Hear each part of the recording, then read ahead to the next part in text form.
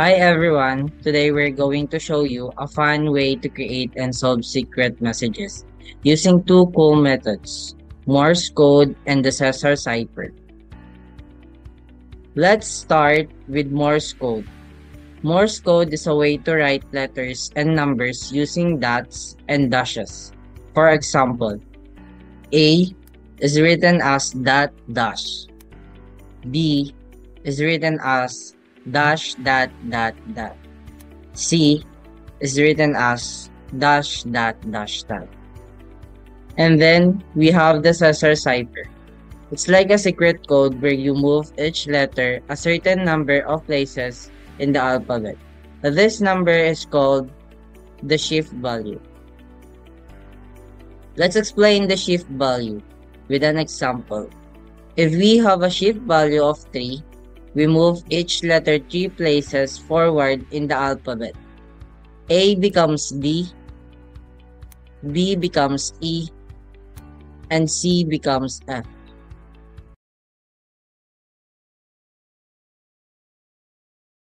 Welcome to the hybrid encryption, Morse code and Cesar cipher encoder and decoder. This method combines two classic encryption techniques to enhance message security.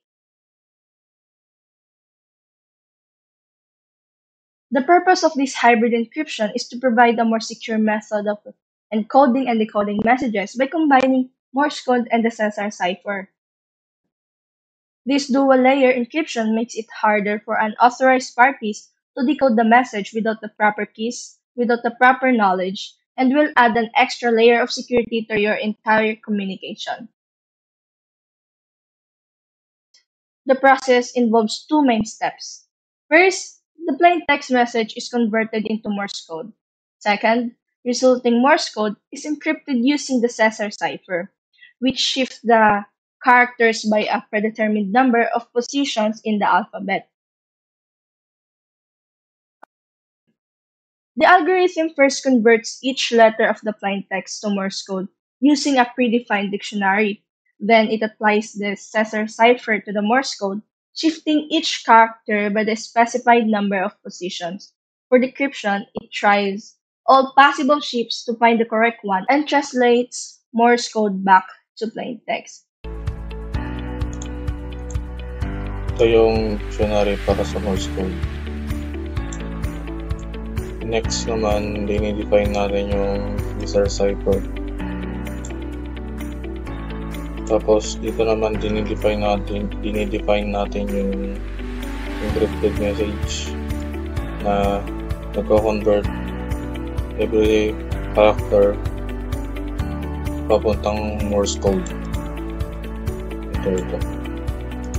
Ito naman, yung decrypt message na i-try natin na possible shift 0 up to 25. Nire-reverse na rin niya yung Morse code at yung Cesar cipher transformations. Ito naman yung ating main loop na nag-handle or mamimili ka kung mag-encrypt ka ba or mag-decrypt. Na mamimili yung user kung gusto niya mag-encrypt, pipindutin niya yung number 1. Kung gusto niya mag-decrypt, pipindutin niya yung number 2. In this program, we will show you how it works.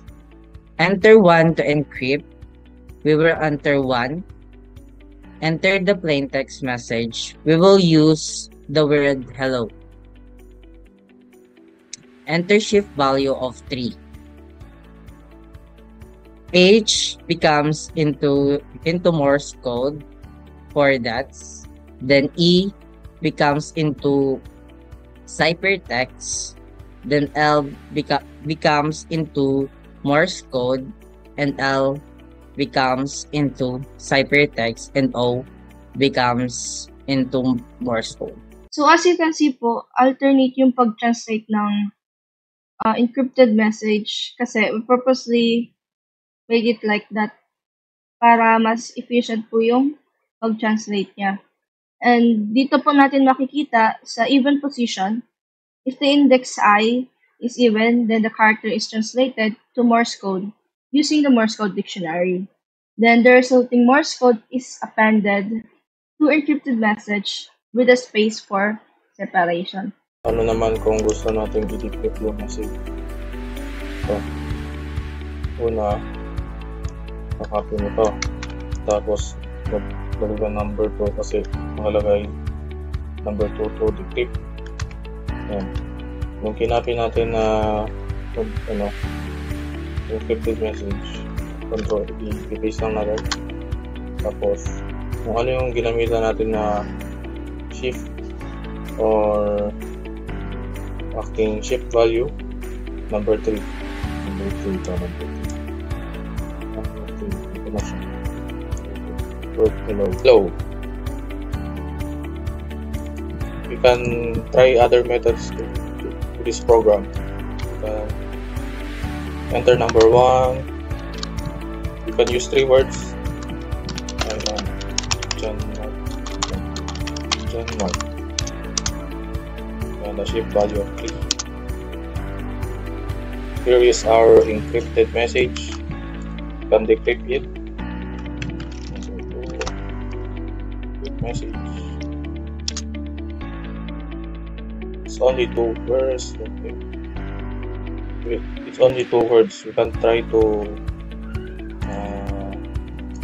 separate letter I and the word And then 2 again. This letter I. Remove this. No. This. Shift. There you go. I am John Mark. In this presentation style should keep the explanation engaging and easy to understand for grade school students while introducing the concepts of shift value, encryption, and decryption. That's all. So take note lang po, kapag mahabang words yung i-encrypt natin, for example, ayan po, shift of 3. Since 3 words po siya, we will put spaces manually using slash. Default way para maglagay ng spaces sa rule ng Morse code. So, rule po ng Morse code yung susundin natin regarding sa spaces kasi sa cipher naman, parang naka-default lang din siya. So, simple is space, like space, you click the space bar. But the Morse code, we need to put the slash. So, ito po yung magiging result niya. Shift of 3, so yan. Kapag di kasi natin yan nilagay, so, kayo na lang po magde-determine kung saan siya dapat ilagay yung slash niya for space. Kapag di mo siya nilagay yan, kung di ko to nilagay, ang magiging result na, magkakadikit po to. I am then. So, ulitin natin. So, yan. Hindi po ako maglalagay ng slash ngayon. Pag-enter natin. Ayan, dikit siya. So, yun lang naman yung, yung medyo downside dito since mahirap kasi siya i-determine kung saan talaga ilalagay yung space niya for us. So, balik po tayo. Sa add position, dito naman po natin yun makikita.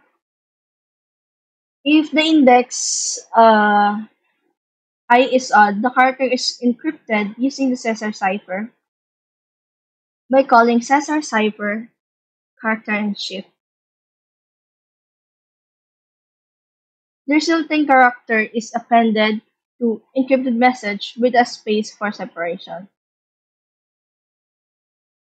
So, if the character naman po is not in the Morse code dictionary, for example, it is a punctuation, it is appended directly to encrypted message with a space.